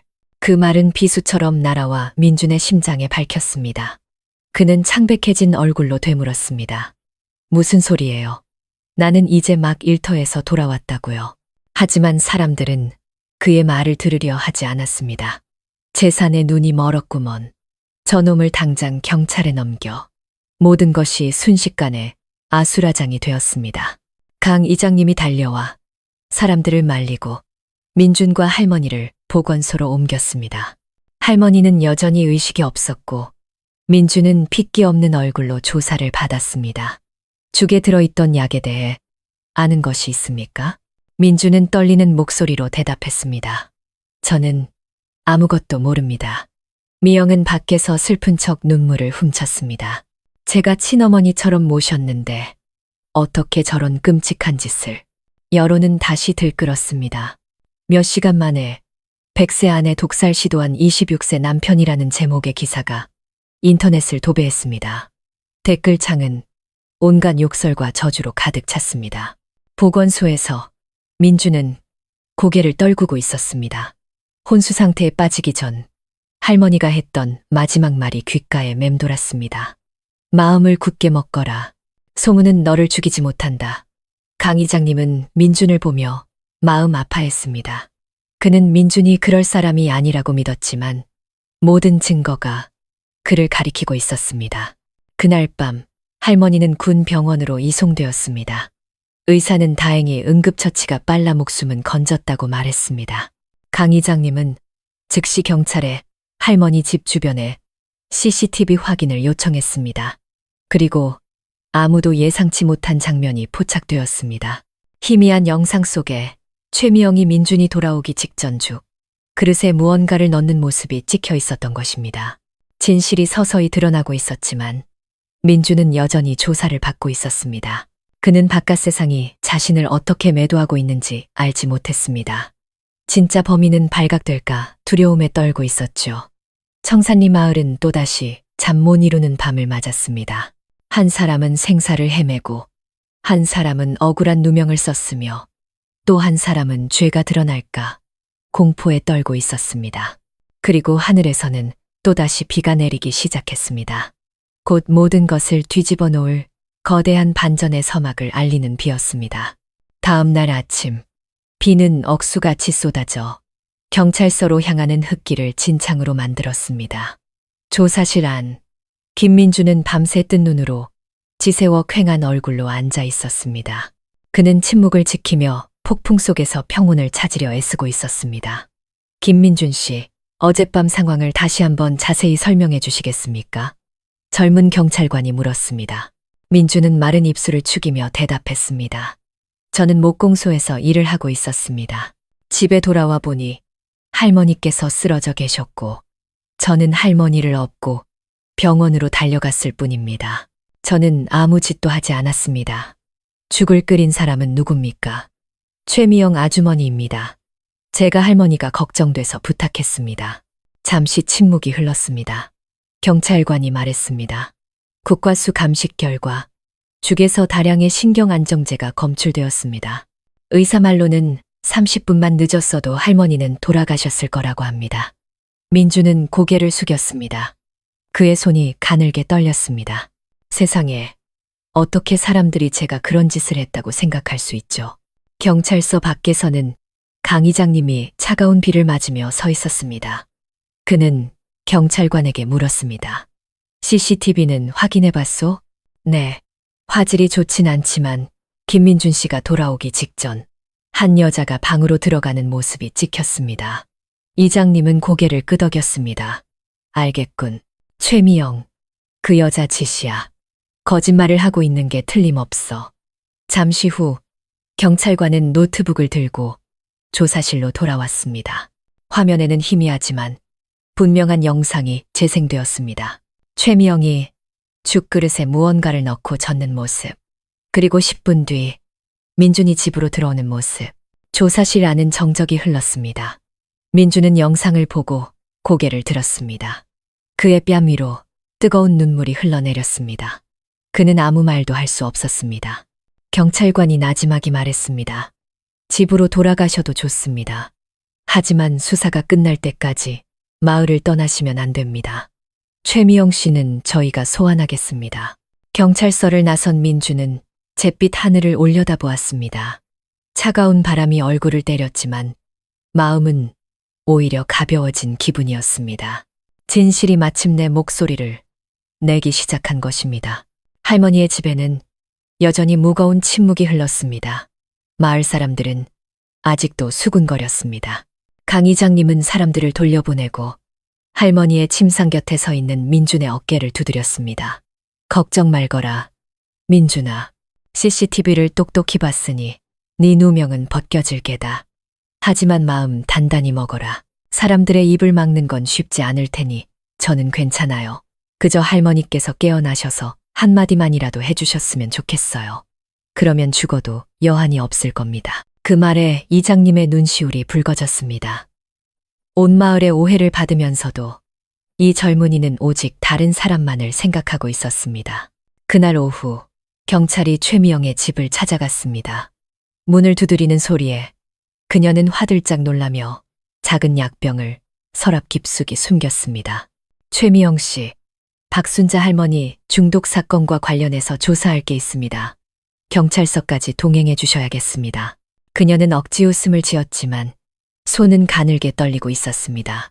경찰서에서 CCTV 영상을 본 후에도 그녀는 소금을 좀 더 넣었을 뿐이라고 발뺌했습니다.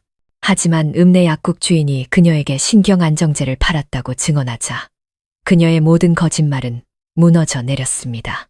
그녀는 바닥에 주저앉아 울부짖었습니다. 저는 그냥 할머니를 잠재우려고 했을 뿐이에요.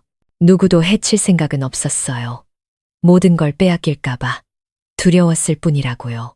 조사실은 침묵에 잠겼습니다. 경찰관이 고개를 저으며 말했습니다. 탐욕은 상실에 대한 두려움에서 멈추지 않습니다. 모든 것을 잃었을 때 비로소 멈추는 법이죠. 최미영이 체포되었다는 소식이 퍼지자 민준을 욕하던 사람들은 이제 그를 피하기에 급급했습니다. 그날 저녁, 민주는 병원 앞에 서서 노을 지는 하늘을 바라보았습니다. 그의 손에는 아내 수진이 가장 좋아했던 하얀 국화 꽃다발이 들려 있었습니다. 그는 속으로 기도했습니다. 여보, 나 약속 지켰어. 진실이 드디어 밝혀졌어. 바로 그때 강 이장님의 전화벨이 울렸습니다. 수화기 너머로 의사의 흥분된 목소리가 들려왔습니다. 박순자 할머니가 깨어나셨습니다. 지금 김민준 씨를 찾고 계세요. 민주는 그 자리에 얼어붙었습니다. 손에서 꽃다발이 떨어져 바람에 흩날렸습니다. 그는 눈물을 터뜨리며 병원을 향해 뛰기 시작했습니다. 흐느끼며 그는 계속해서 중얼거렸습니다. 할머니, 제가 가요. 붉은 노을이 비에 젖은 길 위로 쏟아져 내렸습니다. 그것은 너무나 많은 오해와 고통을 겪은 한 젊은이에게 마침내 새로운 길이 열리고 있음을 알리는 희망의 빛과 같았습니다. 박순자 할머니가 깨어났다는 소식이 전해지자 온 마을 사람들이 병원으로 몰려들었습니다. 어떤 이는 진심으로 걱정해서, 어떤 이는 기막힌 드라마의 결말을 보기 위해서였습니다. 그리고 억울한 누명을 벗은 김민주는 하얀 국화 꽃다발을 든 채 붉어진 눈으로 병실 문 앞에 서 있었습니다. 방 안, 할머니는 베개에 기댄 채 누워 있었습니다. 주름진 얼굴, 하지만 그 눈빛은 기이할 정도로 맑았습니다. 민준이 들어서는 것을 보자 할머니는 떨리는 손을 내밀었습니다. 왔구나, 민준아. 그는 달려가 할머니의 앙상한 손을 잡았습니다. 할머니, 다시는 못 뵙는 줄 알았어요. 할머니는 미소를 지으며 눈물을 흘렸습니다. 하늘이 나를 가엾게 여기셨나 보다. 모든 것을 바로잡을 시간을 주셨어. 강 이장님과 경찰관이 조용히 곁을 지켰습니다. 할머니는 숨을 고르더니 약하지만 단호한 목소리로 말했습니다. 나를 해치려 한 사람은 민준이가 아니다. 내 조카, 미영이다. 재물에 눈이 멀어 마음까지 멀어버린 개지. 민주는 고개를 숙였습니다. 그의 어깨가 가늘게 떨렸습니다. 그는 분노보다 슬픔을 느꼈습니다. 한순간의 탐욕 때문에 양심을 버린 한 인간에 대한 연민이었습니다. 할머니는 말을 이었습니다. 내가 100년을 넘게 살며 사람 마음을 다 안다고 생각했는데 가장 가까운 피부치에게 죽을 뻔했구나. 하지만 이것도 아마 하늘의 뜻이겠지. 이승의 은혜와 원한을 모두 정리하라는. 그때 병실 문이 열리고 최미영이 경찰의 손에 이끌려 들어왔습니다. 초췌한 얼굴로 할머니를 본 그녀는 그 자리에 무릎을 꿇고 통곡했습니다. 할머니, 제가 잘못했어요. 일부러 그런 게 아니에요. 그냥 재산 일부라도 지키고 싶었어요. 남에게 다 빼앗길까봐 두려웠어요. 할머니는 그녀를 보았습니다. 그 눈에는 분노 대신 깊은 슬픔이 담겨 있었습니다. 네가 재물을 탐한 것은 탓하지 않겠다. 하지만 무고한 사람에게 죄를 뒤집어 씌운 것, 그것이 가장 무서운 죄다. 너는 아느냐? 네가 해치려 한 그 사람이 바로 네가 그토록 찾던 김씨 가문의 핏줄이라는 것을. 내 평생의 은인인 그 가문의 유일한 후손이란 말이다. 미영은 경악하며 고개를 들었습니다. 네, 김씨 가문이라니요? 할머니는 고개를 끄덕이며 70년 전의 이야기를 들려주었습니다. 전쟁 속에서 자신을 구해준 김씨 가문과 잃어버린 아이에 대한 이야기. 병실은 숨막히는 정적에 휩싸였습니다. 민주는 심장이 터질 듯 했습니다. 할머니는 그의 손을 잡았습니다. 민준아, 네가 바로 그 후손이다. 처음 널 봤을 때부터 알았다. 그 눈빛, 그 모습. 옛날 주인 어르신과 똑 닮았어. 내가 너와 결혼한 것은 오직 이 은혜를 갚고 아무도 이 재산을 탐하지 못하게 하려던 것뿐이다. 병실 안의 모든 사람들이 눈물을 흘렸습니다. 강 이장님은 조용히 고개를 돌려 눈물을 훔쳤습니다. 젊은 경찰관은 주먹을 꽉 쥐었습니다. 운명의 장난이란 이토록 잔인한 것인가. 은혜와 탐욕은 종이 한 장 차이였습니다. 미영은 바닥에 엎드려 울부짖었습니다. 할머니, 제가 죽을 죄를 지었어요. 돈 몇 푼 때문에 할머니를 돌아가시게 할 뻔했다니. 제발 용서해 주세요. 할머니가 나지막이 말했습니다. 나는 너를 용서한다. 하지만 너는 네 삶을 처음부터 다시 사는 법을 배워야 할 것이다. 재물은 사람을 귀하게 만드는 것이 아니라 멈출 줄 모르면 나락으로 떨어뜨리는 것임을 명심해라. 그리고 할머니는 민준을 보았습니다. 너도 저 아이를 용서하거라. 용서야말로 네 마음을 평온하게 지키는 길이다. 옛날 그분들이 아무 대가 없이 나를 구해주셨던 것처럼 말이다. 민준은 고개를 끄덕였습니다. 그는 미영을 보며 말했습니다. 저는 아주머니를 원망하지 않습니다. 진심으로 뉘우치신다면 선처를 부탁드리겠습니다. 할머니께서는 악한 사람에게도 돌아올 길은 열어주어야 한다고 가르치셨습니다. 그날 병원으로 몰려온 마을 사람들은 모든 진실을 알게 되었습니다. 민준을 비난했던 사람들은 부끄러움에 고개를 숙였습니다. 강 이장님이 사람들 앞에 나서서 외쳤습니다. 모두 똑똑히 들으셨소. 김민준은 죄가 없소. 오히려 이 아이의 선한 마음이 할머니를 구한 것이오. 이제부터 누구든 이 아이에게 돌을 던지는 자는 박 할머니와 우리 마을 전체를 욕보이는 것과 같을 것이오. 웅성거리던 소리가 잦아들었습니다. 민준이 병원을 나섰을 때 비는 그치고 하늘은 맑게 개어 있었습니다. 저녁 노을이 잿빛 구름을 뚫고 찬란하게 쏟아져 내렸습니다. 그는 깊은 숨을 내쉬었습니다. 멀리 하늘에서 누군가가 미소 짓고 있는 듯한 기분이 들었습니다. 아마도 이 모든 은혜 갚기의 여정을 시작하게 한 그의 아내 수진이었을 것입니다. 며칠 후 할머니는 집으로 돌아왔습니다. 마을 사람들은 이제 다른 눈으로 민준을 바라보았습니다. 경멸이 아닌 존경의 눈빛으로 낡은 흙집 창가에 앉아 노을을 바라보며 할머니가 말했습니다. 결국 하늘은 선한 자의 편을 들어주는구나. 인과응보는 틀리는 법이 없어. 다만 더디게 올 뿐이지. 민준은 할머니 곁에 무릎을 꿇었습니다. 이제야 알겠습니다. 할머니. 앞으로 할머니의 가르침대로 살겠습니다. 사람답게, 의롭게 살겠습니다. 바깥에서는 바람이 불고 저녁 짙는 연기가 피어올랐습니다. 모든 폭풍이 지나간 듯 평화로웠습니다. 하지만 민준은 알았습니다. 이야기는 아직 끝나지 않았다는 것을. 할머니가 아직 전하지 못한 마지막 비밀, 그의 인생을 영원히 바꿔놓을 그 마지막 조각이 남아있다는 것을 말입니다. 집으로 돌아온 지 사흘째, 박순자 할머니의 건강은 눈에 띄게 좋아졌습니다. 마을 사람들은 이제 그를 의로운 청년이라 불렀습니다. 어느 날 오후, 강 이장님이 낡은 서류 뭉치를 들고 흥분된 얼굴로 찾아왔습니다. 민준아, 군청에 가서 옛날 토지대장을 찾아왔다. 자네가 꼭 알아야 할 게 있어. 이장님이 펼친 서류에는 1945년 강원도 청산리 지주김씨 가문이라는 제목의 흑백 사진이 붙어 있었습니다. 사진 속에는 한복을 입은 중년 남성이 두 살배기 아이를 안고 있었습니다. 그리고 사진 밑에는 이런 글이 적혀 있었습니다. 아이의 이름 김한수, 8월 전란 중 실종. 민주는 사진 속 아이를 보고 숨을 멈췄습니다. 아이의 눈매와 이마가 자기 집안 제사상에 놓인 조상님의 사진과 똑 닮았기 때문입니다. 이장님은 고개를 끄덕였습니다. 이분이 바로 자네의 증조 할아버지고 이 아이가 자네의 할아버지다.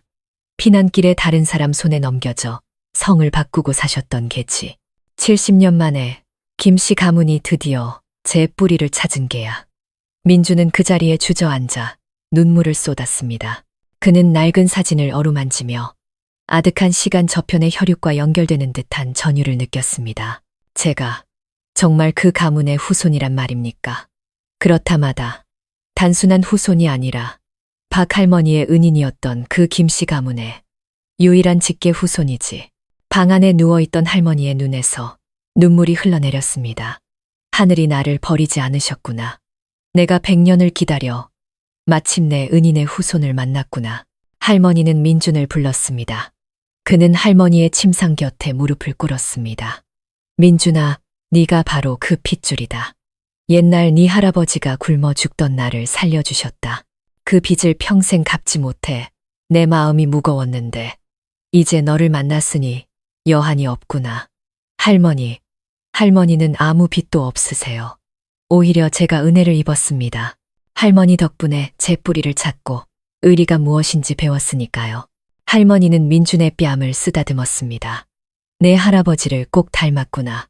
내가 곧 떠날 터이니 네가 김씨 가문의 사당을 다시 일으켜 세우는 것을 못 보는 게 한이로구나. 그런 말씀 마세요. 제가 이 집을 고쳐 사당을 세우고 족보 첫 장에 할머니의 이름을 올릴 겁니다. 우리 가문의 가장 큰 은인으로요. 할머니는 만족스러운 미소를 지었습니다. 그리고는 이장님에게 침상 및 작은 나무 상자를 열게 했습니다. 안에는 낡은 문서와 빛바랜 비취 팔찌가 있었습니다. 이 팔찌는 옛날 안주인께서 내게 주신 것이다. 후손을 만나면 꼭 전해주라고 하셨지.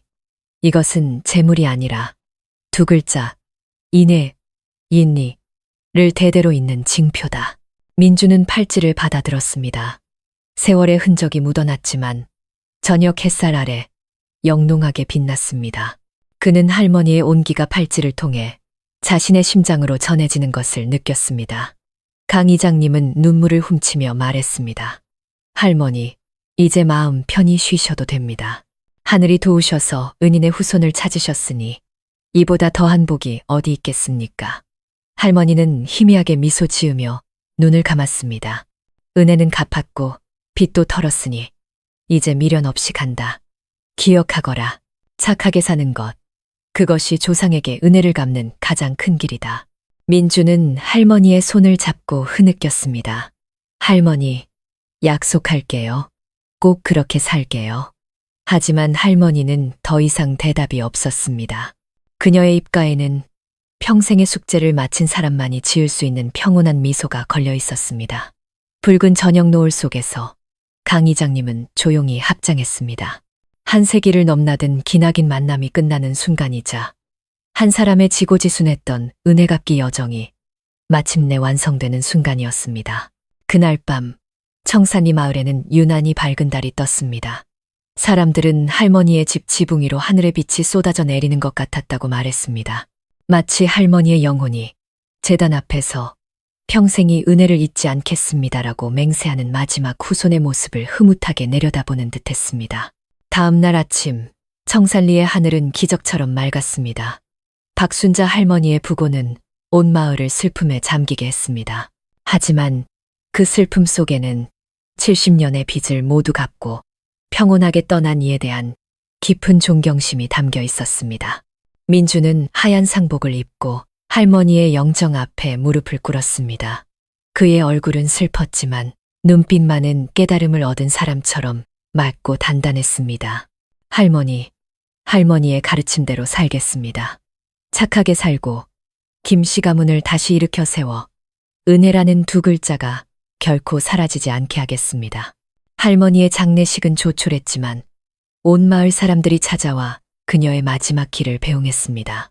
장례 행렬 속에서 민주는 최미영을 보았습니다.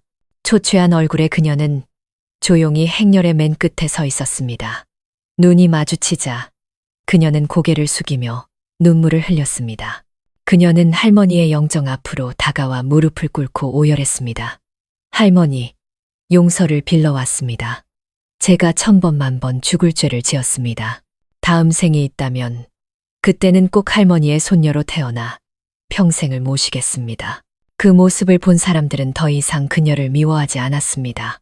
진심 어린 뉘우침은 때로 100마디 변명보다 값지기 때문입니다. 민준이 그녀의 어깨에 손을 얹었습니다. 일어나세요. 할머니께서도 진심으로 뉘우치는 모습을 보시면 기뻐하실 겁니다. 탐욕이 아닌 선량함으로 남은 삶을 채워나가세요. 장례를 마친 민주는 할머니의 유품인 비취 팔찌를 영정 아래 고이 모셨습니다. 강 이장님이 가져온 공증된 유언장의 마지막 구절은 이러했습니다. 재산은 몸 밖의 것이나 어진 마음은 영원한 자산이다. 내가 김민준에게 남기는 것은 땅과 집이 아니라 남을 위해 살라는 가르침이다. 민주는 유언장을 접어 제단에 올리고 하늘을 보았습니다. 붉은 노을을 보며 그는 나지막이 속삭였습니다. 할머니, 이제 알겠습니다. 은혜란 누군가를 한 번 돕는 것이 아니라 평생을 사람답게 살아가는 방식이라는 것을요. 그 후 민주는 약속을 지키기 시작했습니다. 그는 할머니가 살던 산빛 아래 김씨 가문의 옛집을 복원했습니다. 김씨 가문 사당, 즈당, 하늘의 은혜에 보답하고 사람의 의리를 지킨다. 현판이 걸리던 날, 온 마을 사람들이 찾아와 축하해 주었습니다. 그날 밤, 민주는 제단 앞에 앉아 미소 지었습니다. 수진 씨, 할머니, 모든 것이 제자리를 찾았어요. 두 분이 제게 주신 은혜에 부끄럽지 않게 살겠습니다. 둥근 달빛이 창문으로 쏟아져 들어와 빛이 팔찌를 영롱하게 비췄습니다. 그 빛 속에서 마치 한 명의 젊은 여인과 한 명의 늙은 노파가 민준을 보며 흐뭇하게 미소 짓는 듯한 환영이 어른거렸습니다. 한 사람은 사랑을, 한 사람은 의리를 가르쳐준 두 사람. 그들은 떠났지만 그들이 남긴 인간애와 가르침은 청산리 마을 사람들의 가슴 속에 저 고요한 달빛처럼 영원히 살아 숨쉴 것입니다. 할머니의 장례 후 청산리 마을은 평온을 되찾았습니다. 억울한 누명을 썼음에도 선한 마음을 잃지 않은 김민주는 마을의 귀감이 되었습니다. 그는 할머니와의 약속대로 전쟁통에 불타버린 김씨 가문의 옛 터전에 사당을 짓기 시작했습니다. 폐허가 된 땅에 무릎을 꿇고 그는 속삭였습니다. 조상님들, 후손 김민준이 돌아왔습니다. 이곳에 다시 집을 지어 할머니의 가르침이 헛되지 않도록 하겠습니다. 강 이장님은 이제 민준을 아들처럼 여겼습니다. 이곳은 명당이야. 뒤에는 산이 있고 앞에는 물이 흐르니 자네가 여기에 사당을 세우면 김씨 가문이 다시 흥할 걸세. 민준은 굳은 의지로 답했습니다. 부귀영화는 바라지 않습니다. 이곳이 그저 어질고 의로운 마음을 기리는 보금자리가 되길 바랄 뿐입니다. 그 후 민준은 집 짓는 일에 매달렸습니다. 옛 모습을 그대로 살린 삶 칸짜리 한옥. 마을 사람들은 돈도 받지 않고 너도 나도 일손을 보탰습니다. 민준이를 돕는 게 곧 박 할머니를 돕는 거지. 그 어른이 인정한 사람이니 틀림없어. 2달에 걸쳐 민준은 손수 기둥에 글자를 새겼습니다. 의리를 지키고 은혜에 보답하며 사람답게 살자. 사당이 완공되던 날 민준은 첫 향을 피웠습니다. 마을 사람들은 줄을 서서 향을 올리며 말했습니다. 박 할머니는 가셨지만 그분이 남긴 복은 영원할 게야. 김씨 가문이 다시 일어선 것은 우리 마을 전체의 복이야. 민준은 검은 한복을 입고 제단 앞에 엎드려 맹세했습니다. 조상님들께서 굽어 살피소서. 이제 김씨 가문은 과거의 이야기가 아니라 선한 마음의 증거로 다시 태어날 것입니다. 사당 완공을 기념하는 잔치에서 마을 사람들은 오랜만에 함께 웃고 떠들었습니다. 해가 저물자 민주는 사당 뒤뜰의 오래된 나무 아래에 빛의 팔찌를 묻었습니다. 이 팔찌는 어진 마음의 징표입니다. 제가 간직하지 않고 이 땅에 돌려보내 후손들이 복덕이야말로 유일하게 영원한 것임을 깨닫게 하소서. 그날 밤 그는 박 할머니의 이야기를 하늘의 은혜에 보답하는 일지라는 이름으로 기록했습니다. 그리고 마지막 장에 이렇게 썼습니다. 이 글을 읽는 이가 있다면 부디 할머니처럼 사시오. 대가 없이 베풀며 사시오. 마음이 맑으면 은혜는 강물이 바다로 흐르듯 반드시 돌아오는 법이니. 창밖에 둥근 달이 현판을 비추었습니다. 김씨 가문 사당, 이니, 레니는 영원하리라. 풀벌레 소리와 바람 소리, 멀리서 들려오는 절의 종소리가 어우러져 청산리는 더없이 평화로웠습니다. 민주는 하늘을 보며 미소 지었습니다. 할머니, 제가 해냈어요. 그리고 저 멀리 하늘 어딘가에서 박 할머니와 아내 수진도 그를 보며 함께 미소 짓고 있을 것만 같았습니다. 착하게 사는 사람은 결코 외롭지 않으며 제대로 심은 은혜의 씨앗은 사람의 마음속에서 불멸의 꽃을 피운다는 것을 알기에 김씨 가문 사당이 세워진 후 김민준의 삶은 새로운 장을 맞았습니다. 그는 더 이상 100세 할머니와 결혼한 청년이 아니라 이 지역 전체에서 존경받는 인물이 되었습니다. 그는 매일 아침 사당에 향을 피우고 할머니와 아내를 기렸습니다. 그리고 그가 기록한 하늘의 은혜에 보답하는 일지를 읽으며 마음을 다잡았습니다. 어느 날 아침 인근 고등학교 학생들이 사당을 찾아왔습니다. 인솔 교사가 공손히 인사했습니다. 선생님 이야기를 듣고 아이들에게 꼭 들려주고 싶었습니다. 선한 마음이 때로 오해받을지라도 결국에는 빛이 어둠을 이긴다는 것을 가르쳐주고 싶어서요. 민주는 아이들을 사당 안으로 맞이했습니다. 그는 차분한 목소리로 이야기를 시작했습니다. 옛날 박순자 할머니는 저와 결혼했을 때 온 마을의 손가락질을 받았습니다. 하지만 할머니는 조상과의 약속을 지키고 은혜를 갚기 위해 그 모든 것을 감수하셨습니다. 저는 너무 늦게야 그 깊은 뜻을 깨달았습니다. 그리고 한 가지를 배웠습니다. 어진 마음은 누구의 인정도 필요 없다는 것을, 오직 내 마음에 부끄럽지 않으면 된다는 것을요. 아이들은 숨을 죽이고 그의 이야기에 귀를 기울였습니다. 한 여학생이 떨리는 목소리로 물었습니다. 아저씨, 할머니 이야기가 너무 슬퍼요. 어떻게 세상에 그렇게 좋은 분이 계실 수 있어요? 할머니는 믿으셨기 때문이란다. 선행이야말로 인간을 길 잃지 않게 하는 유일한 등불이라고. 나쁜 사람이 더 부자가 될 수는 있겠지만 착한 사람만이 마음 편히 잠들 수 있단다.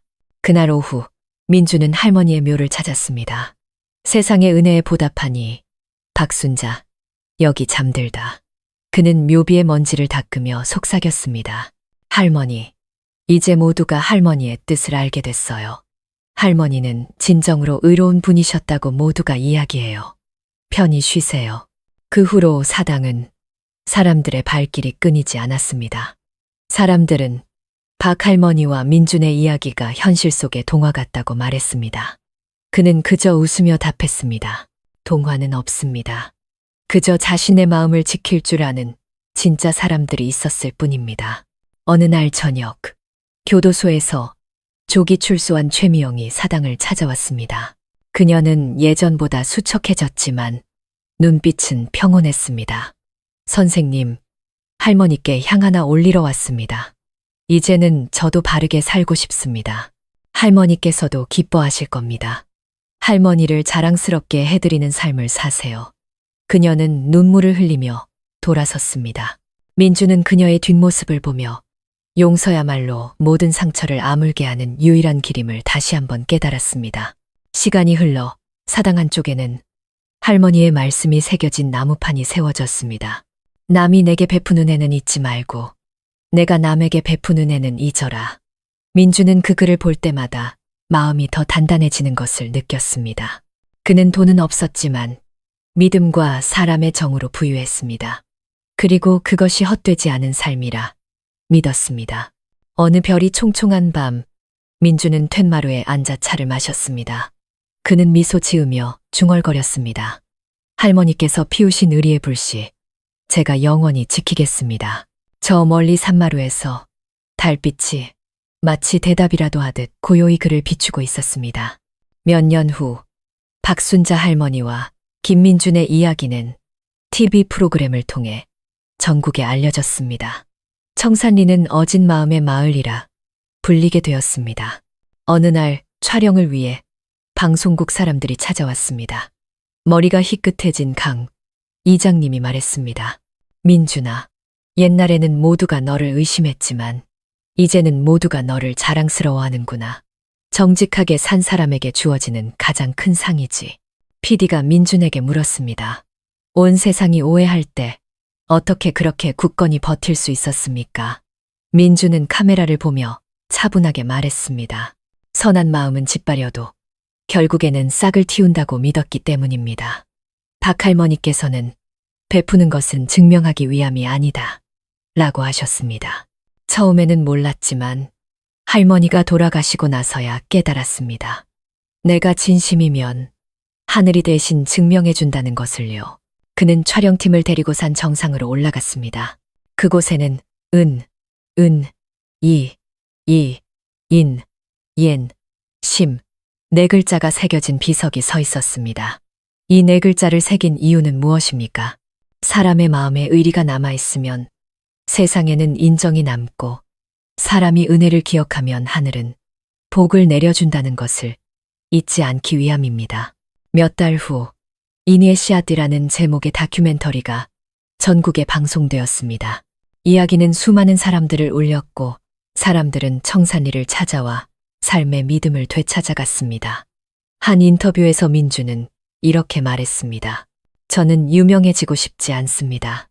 다만 사람들이 박순자 할머니를 기억하고 이 세상에 진정한 어질미 존재한다는 것을 믿게 되길 바랄 뿐입니다. 우리 각자가 마음속에 선한 씨앗 하나씩만 품는다면 이 세상의 고통이 조금은 줄어들지 않을까요? 그날 저녁 마을로 돌아온 민주는 언덕 위에서 평화로운 마을을 내려다보았습니다. 그는 속으로 다짐했습니다.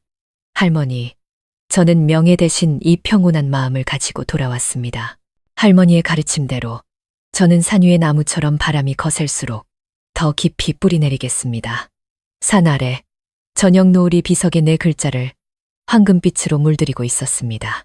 박 할머니가 피우고 김민준이 이어받은 그 불씨는 이제 모든 사람의 마음속에서 타오르고 있었습니다. 그날 밤 촬영을 마치고 돌아온 민주는 툇마루에 앉아 둥근 달을 바라보았습니다. 사당 안에는 할머니와 아내 수진의 사진이 나란히 걸려 있었습니다. 한 분은 사랑을, 한 분은 의리를 가르쳐 주셨습니다. 두 분은 떠났지만 저는 결코 외롭지 않습니다. 그는 찻잔의 달빛이 어리는 것을 보며 간절히 기도했습니다. 하늘이시여, 수진이를 한 번만이라도 다시 만나게 해주십시오. 미처 전하지 못한 감사의 말을 전하고 싶습니다. 그 순간 바람이 불며 호롱불이 꺼졌습니다. 어둠 속에서 그는 아련한 사람의 형체를 보았습니다. 결혼식 날 입었던 하얀 한복 차림의 수진이었습니다. 민준 씨, 오랜만에 당신의 평온한 웃음을 보네요. 민준은 무릎을 꿇고 눈물을 흘렸습니다. 여보, 정말 당신이야. 내가 당신을 지켜주지 못했는데. 수진은 고개를 저었습니다. 아니에요. 당신은 당신의 어진 마음으로 나를 지켰어요. 당신은 나와 할머니, 우리 모두를 자랑스럽게 만들었어요. 그녀는 투명한 손으로 그의 어깨를 감쌌습니다. 멈추지 말아요. 할머니와 우리의 이야기를 더 많은 사람들에게 들려주세요. 길 잃은 사람들이 돌아올 수 있도록 그것이 당신이 나를 곁에 두는 방법이에요. 수진의 모습은 점점 희미해졌습니다. 사라지기 전 그녀가 속삭였습니다. 나는 언제나 저 달빛 속에, 저 국화 향기 속에 있어요. 당신의 마음이 평안할 때 나는 먼 곳에서 미소 짓고 있을 거예요. 바람이 멎자 꺼졌던 호롱불이 저절로 다시 켜졌습니다. 찻잔은 여전히 따뜻했습니다. 민주는 눈물을 닦고 미소 지었습니다. 그는 더 이상 아내를 볼 필요가 없었습니다. 그녀는 이미 그의 마음속에 그가 하는 모든 선한 일 속에 살아 있었기 때문입니다. 그는 하늘을 보며 굳게 맹세했습니다. 두 분께, 그리고 이 하늘에 약속합니다. 제 힘이 다하는 날까지 선한 씨앗을 심으며 살겠습니다.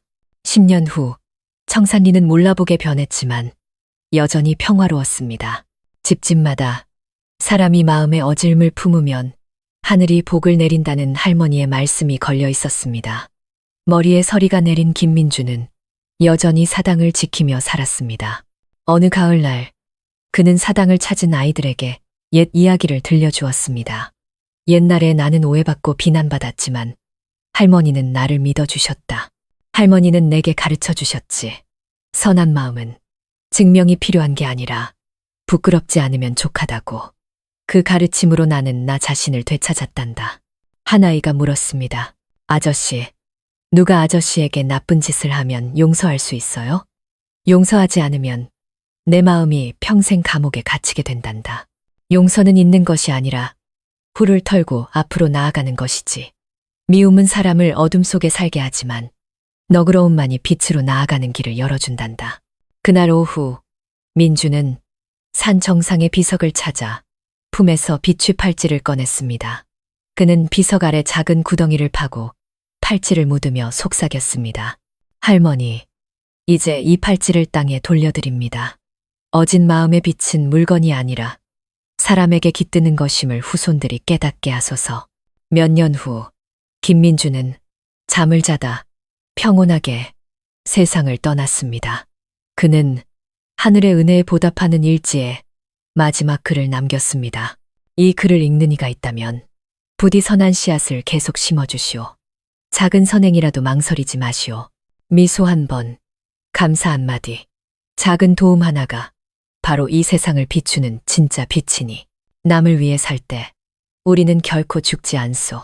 그의 유언은 사당 옆 비석에 새겨졌습니다. 사람들은 그 글을 읽으며 마음이 더 밝아지는 것을 느꼈습니다. 훗날 청산리 사람들은 둥근 달이 뜰 때마다 산 정상 비석 옆에서 반짝이는 두 개의 작은 빛을 본다고 말했습니다. 어떤 이는 달빛이라 했고 어떤 이는 할머니와 수진의 영혼이라 믿었습니다. 마을 사람들은 그저 온화하게 웃을 뿐이었습니다. 진실이 무엇이든 우리가 어진 마음을 기억하는 한 박순자 할머니와 김민주는 영원히 우리 가슴 속에 살아있을 테니까요. 그렇게 청산리는 의리의 마을이 되었습니다. 사람들은 비석에 새겨진 네 글자 은, 의, 이, 인, 이, 심의를 보며 두 사람을 기억했습니다. 세상의 은혜에 보답한 박순자 할머니와 의리의 불씨를 지킨 김민준. 그들이 남긴 어진 마음의 빛은 세월이 흘러도 사람들의 마음속에서 영원히 빛날 것입니다.